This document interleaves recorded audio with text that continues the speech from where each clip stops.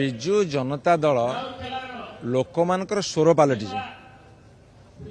ଲୋକମାନଙ୍କର ସ୍ୱର ହିସାବରେ ଲୋକଙ୍କର ଯୋଉଟା ଦୈନନ୍ଦିନ ଜୀବନରେ ଖର୍ଚ୍ଚ ଯେତେବେଳେ ବାଧୁଛି, ପ୍ରତ୍ୟେକ ଲୋକକୁ ଯେତେବେଳେ ବାଧୁଛି, ଦରଦାମ ବୃଦ୍ଧିଟା ବିଶେଷ କରି ତା ବିରୁଦ୍ଧରେ ପ୍ରବଳ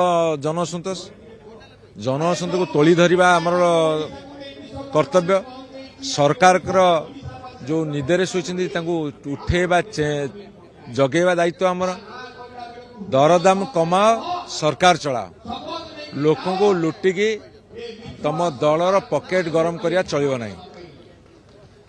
ତମ ଇଲେକ୍ସନ ଚାନ୍ଦା, ତମ ଦୈନନ୍ଦିନ ଖର୍ଚ୍ଚ, ତମର ଯେଉଁ ଶୋବାଜି ଏଇ ଗରିବ ଲୋକଙ୍କର ପଇସାରେ ବା ସାଧାରଣ ଲୋକଙ୍କ ପଇସାରେ ତମେ କରନି।